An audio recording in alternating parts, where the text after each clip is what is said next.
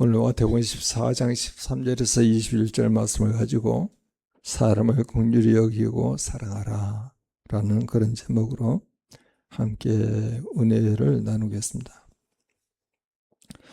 사랑하는 성도 여러분, 하나님은 우리에게 오병이의 기적 본문을 주셨습니다. 이 사건은 단순히 많은 사람을 먹이신 이야기가 아닙니다.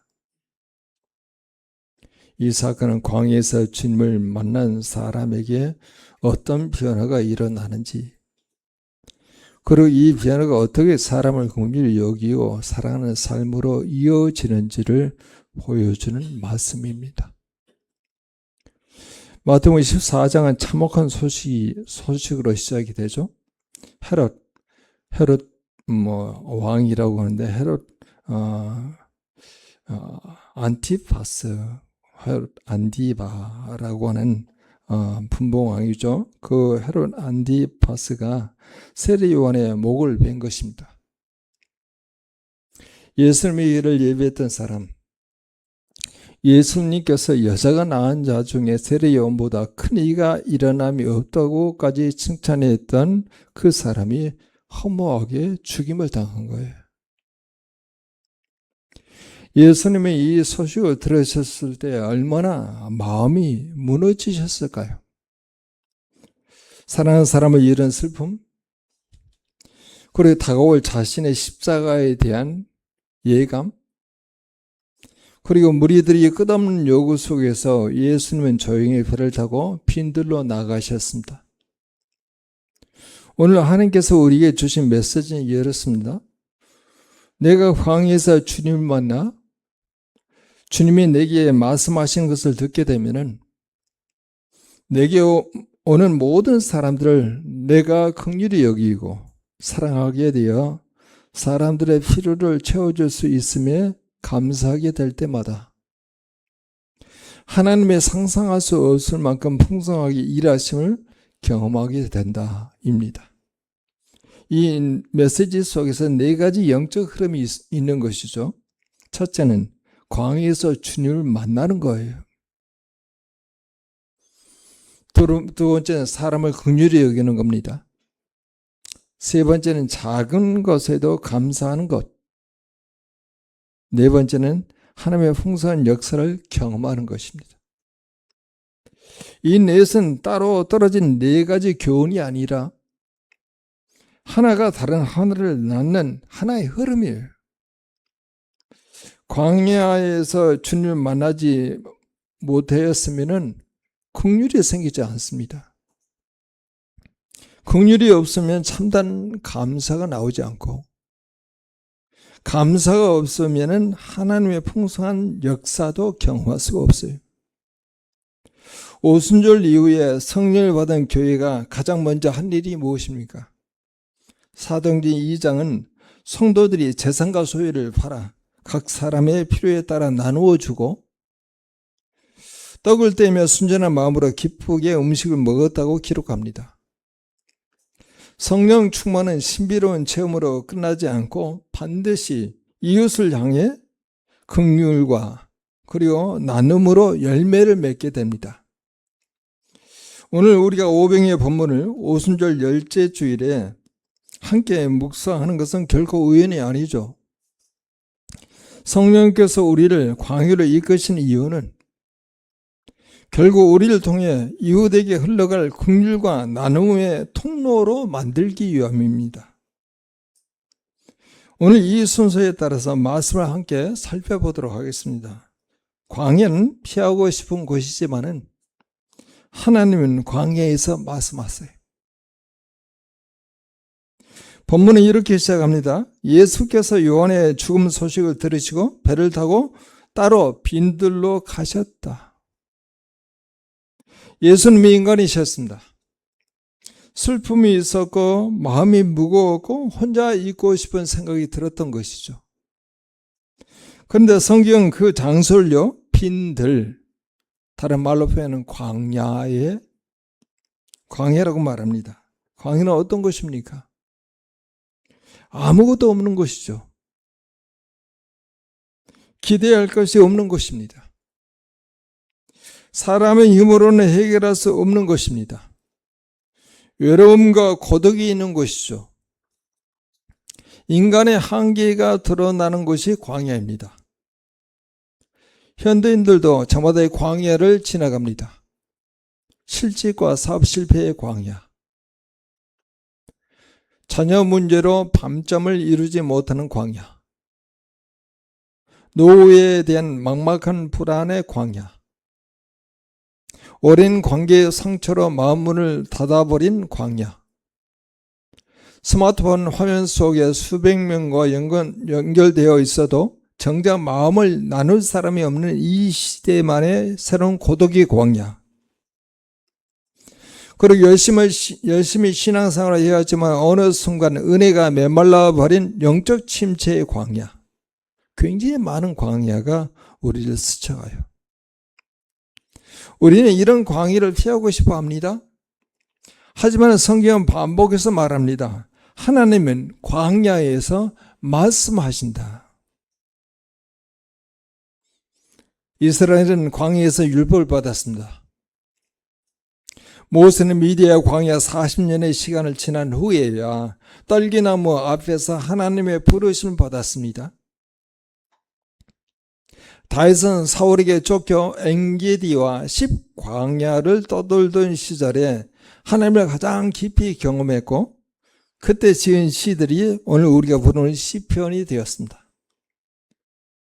엘리야는 네게브 유다 광야 브엘세바에 내려가서 노된 나무 아래에서 죽기를 구했지만은 그곳에서 세면 음성으로 찾아오신 하나님을 만났습니다.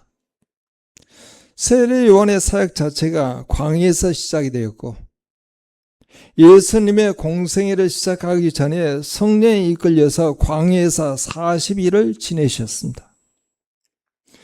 그리고 오늘 본문에서 예수님은 요한의 죽음이라고 하는 광야 같은 소식 앞에서 다시 빈들 광야로 나가셨고, 바로 그 광야에서 사람들을 만나셨어요.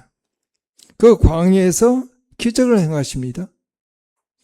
성경 전체를 통하여서 하나님은 언제나 광야에서 사람을 빚으시고, 광야에서 사람을 부르시고, 광야에서 하나님의 음성, 당신의 음성을 들려주셨습니다.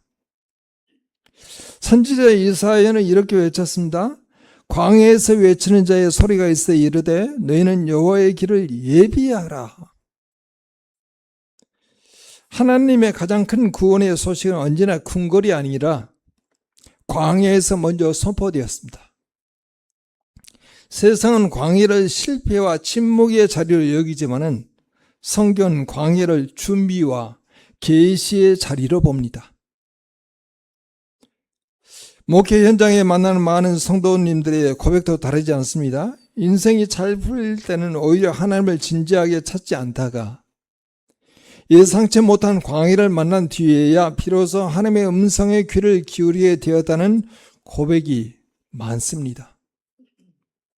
광야는 우리에게 많은 것을 빼앗아가지만은 동시에 우리를 하나님 앞에 가장 정직하게 세워주는 자리이기도 합니다. 여러분, 지금 여러분이 서 있는 자리가 광야처럼 느껴지십니까? 그렇다면 낙심하지 마십시오. 그것은 여러분이 버림받은 자리가 아니라 하나님이 여러분에게 말씀하시기 위해 예비하신 자리예요. 광야에서 주님을 만나면 사람을 바라보는 눈이 달라집니다. 예수님은 광야에서 홀로 계시를 했지만 수많은 사람들이 예수님을 따라왔습니다. 그때 예수님이 어떻게 하셨습니까? 예수께서 나오사 큰 무리를 보시고 불쌍히 여기셨다. 이 불쌍히 여기셨다는 말은 헬라어로 잘 사용되는 말이 아니에요. 예수님에게만 해당되는 말인데 스플랑크 니조마이라고 하는 단어예요. 근데 불쌍히 여기셨다는 단어보다 훨씬 큰 말입니다. 어느 정도 큰 말이냐면은 창자, 곧 내장이 뒤틀릴 정도로 깊은 곳에서부터 올라오는 긍휼이에요. 단순한 동정이 아니죠. 감상적인 연민이 아니라 몸으로 반응할 수밖에 없는 존재 전체의 떨림을 불쌍히 여기셨다라고 이야기하는 거예요. 신약 성경에서 이 단어는 유독 예수님의 감정을 표현할 때 반복해서 사용됐던 단어입니다. 나인성 가보의 죽은 아들을 보셨을 때, 두 맹인의 부르짖음을 들으셨을 때, 그리고 탕자를 향해 달려가는 아버지의 심정을 묘사하실 때도 같은 단어가 쓰여져 있었어요. 긍휼은 예수님의 감정 중 하나가 아니라 예수님의 사람을 대하시는 방식 그 자체였습니다.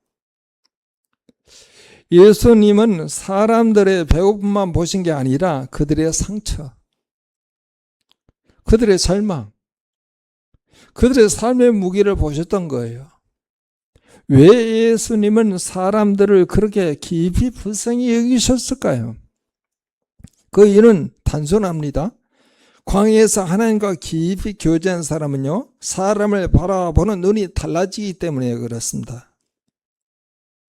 광야에서 주님의 음성을 들은 사람은 사람을 판단하지 않습니다. 사람을 이용하지도 않습니다. 사람을 피하지도 않습니다. 사람을 무시하지도 않아요. 오히려 이렇게 말합니다. 저 사람도 나처럼 광야를 지나고 있구나. 그렇게 느껴요. 그래서 긍휼이 생기는 거예요. 사랑이 생깁니다. 품고 싶은 마음이 생기는 거예요. 누가복음 선한 사마리아 비유에서도 강도 만난 사람을 보고 불쌍히 여겨 다가간 이는 종교 지도자가 아니었어요. 레인이 아니었어요. 제사장이 아니었어요. 낯선 이방인 사마리아 사람이었습니다.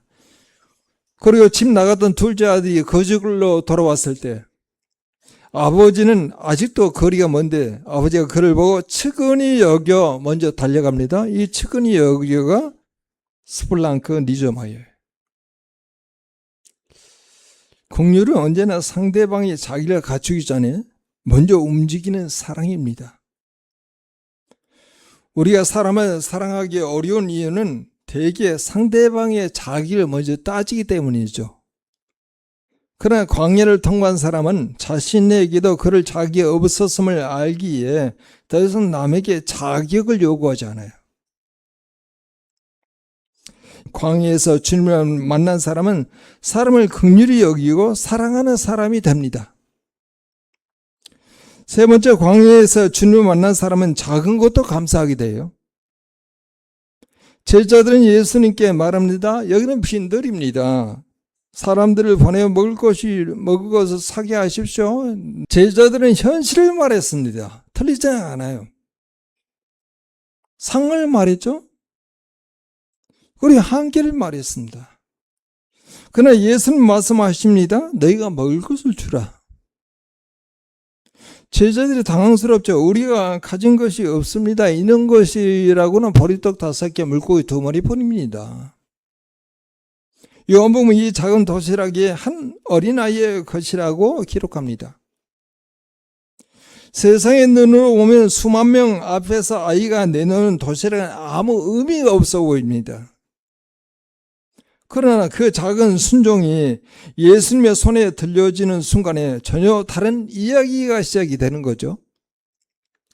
제자들은 부족함을 말했습니다. 예수님은 가능성을 보셨습니다. 여기서 중요한 영적 원리가 있습니다. 광야에서 주님을 만난 사람은 자신이 가진 작은 것에도 감사하게 된다는 거예요. 왜냐하면 그 작은 것이 주님의 손에 들어가면 기적이 되기 때문이죠. 작은 친절이 사람의 마음을 살립니다. 작은 헌신이 공동체를 세웁니다. 작은 기도가 역사를 움직입니다. 작은 믿음이 산을 옮깁니다. 우리가 가진 것이 5개의 떡과 2마리 물고기처럼 작아 보일지라도 그것을 감사함으로 주님께 드릴 때 하나님은 상상할 수 없는 방식으로 그것을 풍성하게 하십니다. 예수님은 제자들이 가진 작은 것을 받으시고 하늘을 우러러 감사하셨습니다. 그리고 그 작은 것이 수만 명을 먹이는 기적이 되었습니다. 네 번째, 감사하는 마음이 있을 때 하나님은 상상할 수 없을 만큼 풍성하게 일하십니다.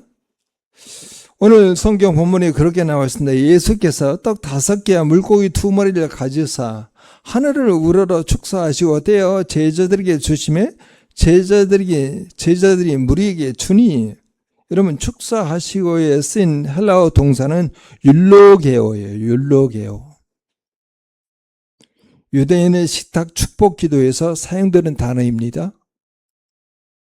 흥미롭게도 마태복음 26장 마지막 만찬에서 예수님이 떡을 가지고 축사하신 후에 할 때 그 축사라고 하는 단어가 똑같은 단어예요. 오병이의 식탁은 우연한 사건이 아니라 장차 우리를 위해 자신의 몸을 떼어주실 예수님을 미리 보여주는 표적입니다. 예수님은 떡을 떼어 제자들에게 주셨습니다. 제자들은 사람들에게 나누어 주었습니다. 그런데 놀라운 일이 일어났죠? 나눌 때마다 늘어납니다. 나눌 때마다 채워졌습니다. 나눌 때마다 풍성해졌습니다. 성경은 말합니다. 먹고 남은 족을 12바구니에 가득 차게 거두었다. 여러분 12바구니는 12지파를 상징하는 거예요. 곧 하나님의 백성을 향한 넉넉한 공급을 이야기하고 있는 거예요. 하나님은 겨우 부족하지 않을 만큼만 채우시는 분이 아니라 남고 넘치도록 채우시는 분이세요. 여기서 우리는 중요한 영적 원리를 발견합니다. 감사하는 마음으로 작은 것을 주님께 드릴 때 하나님은 상상할 수 없을 만큼 풍성하게 일하십니다. 하나님 부족함 속에서 일하시는 분이 아니죠. 하나님은 감사하는 마음 속에서 일하십니다. 종교개혁자 칼빈은 감사를 단순한 예절이 아니라 하나님의 섭리를 인정하는 신앙의 고백이라고 가르쳤습니다. 감사하는 마음은 기적의 문을 엽니다. 감사하는 마음은 하나님의 능력을 끌어옵니다. 감사하는 마음은 불가능을 가능으로 바꿉니다. 우리 안에는 언제나 두 가지 계산법이 있습니다. 하나는 결핍의 계산법이에요. 부족의 계산법이죠. 이것밖에 없다. 이걸로는 안 된다. 부족하다고 고백하는 계산이죠. 다른 하나는요, 감사의 계산법이에요. 이것이라도 있다. 이것을 드리자. 주님이 채우실 것이라고 하는 계산입니다. 제자들은 결핍의 계산법으로 5개의 떡을 바라보았지만 예수님은 감사의 계산법으로 그것을 바라보았어요. 결핍의 계산법은 언제나 우리를 두려움과 움켜짐으로 이끌지만은 감사의 계산법은 우리를 나눔과 신뢰로 이끄십니다. 오늘도 우리 각자의 손에는 5개의 떡과 2마리의 물고기가 틀려 있습니다. 문제는 양이 아니라 그것을 바라보는 우리 계산법이에요. 오늘 우리의 삶에 적용되는 메시지로 바꿔 보겠습니다. 이 말씀은 2000년 전 광야에서 일어난 사건이지만 오늘 우리의 삶에도 그대로 적용될 수 있어요. 지금 내가 서 있는 곳이 광야라면 주님을 만나야 합니다. 광야는 피해야 할 곳이 아니라 주님을 만나는 자리예요. 직장에서 밀려나 막막함을 느끼는 분이 계십니까? 자녀 문제로, 건강 문제로, 노후에 대한 염려로 잠 못 이루는 분이 계십니까? 그 광야에서 주님을 만나면 내 마음이 회복이 된다는 거예요. 내 시선이 바뀝니다. 내 삶이 새로워집니다. 광야를 피하려고 하지 말고 그 광야 한복판에서 물을 끓이시고 주님을 만나야 한다는 거예요. 두 번째, 주님을 만나면 사람을 바라보는 눈이 달라져요. 가정에서, 직장에서, 교회에서, 목장 모임에서 사람을 판단하는 눈이 아니라 긍휼히 여기는 눈이 생기는 겁니다. 배우자의 부족함이 비난의 대상이 아니라 함께 짊어질 짐으로 보이고, 직장 동료의 실수가 정죄의 대상이 아니라 이해할 수 있는 연약함으로 보입니다. 그때 관계 회복이 되겠죠? 그때 공동체가 살아납니다. 세 번째, 작은 것에 감사할 때 기적이 시작이 됩니다. 내가 가진 것이 작아 보입니까? 통장 잔고가 재능이 혹은 시간이 건강이 작아 보입니까? 그것을 주님께 드려보십시오. 청년의 작은 헌신, 그 은퇴하신 어른의 작은 섬김, 아이의 작은 기도가 결코 작지 않습니다. 주님은 작은 것을 통해서 큰 일을 하시는 분이세요. 네 번째, 하나님은 감사하는 마음 속에서 상상할 수 없을 만큼 풍성하게 일하십니다. 우리 각자의 가정의 일터에서 우리의 공동체와 선교의 자리에도 12바구니의 기적이 일어날 수 있다는 거예요. 다섯 번째, 우리 공동체 전체가 이 시대의 오병이어가 되어야 합니다. 청년들은 자신의 시간과 재능을, 중년의 성도들은 자신의 경험과 헌신을, 어르신들은 자신의 기도와 인생의 지혜를 작은 것이라고 여기지 말고 주님 앞에 내어놓으십시오. 목자는 자기의 목장의 한 영혼을, 성도는 자신이 만난 한 이웃을 긍휼히 여기는 것에서부터 시작해야 합니다. 그렇게 각자가 내어놓은 작은 것들이 모일 때 하나님은 우리 교회를 통해서 또 다른 20명, 30명의 선교사를 세계에 보내시고 상상할 수 없을 만큼 풍성한 열매를 맺게 하실 것입니다. 오늘 우리가 받은 이 은혜를 삶으로 살아날 때 우리 자신이 이 시대의 오병이어가 될 수 있겠죠. 사랑하는 성도 여러분, 오늘 하나님께서 우리에게 주신 메시지를 다시 마음에 새깁니다. 광야에서 주님을 만나면 사람을 긍휼히 여기고 사랑하게 되고 작은 것에도 감사하게 되어 그 감사 속에서 하나님은 상상할 수 없을 만큼 풍성하게 일하신다. 주님께서 이렇게 정리하여서 말씀하고 계십니다. 오늘 우리가 서 있는 자리가 광야라면 그것을 주님을 만나십시오. 주님을 만나면 사람을 사랑하게 됩니다. 작은 것에 감사하게 될 수 있겠죠. 그리고 그 감사 속에서 하나님은 우리의 삶에, 우리의 가정에, 우리 전인 공동체에 상상할 수 없을 만큼 풍성한 기적을 행하십니다. 오늘 이 말씀의 은혜가 여러분의 삶에 실제로 이루어지기를 주님의 이름으로 축원합니다.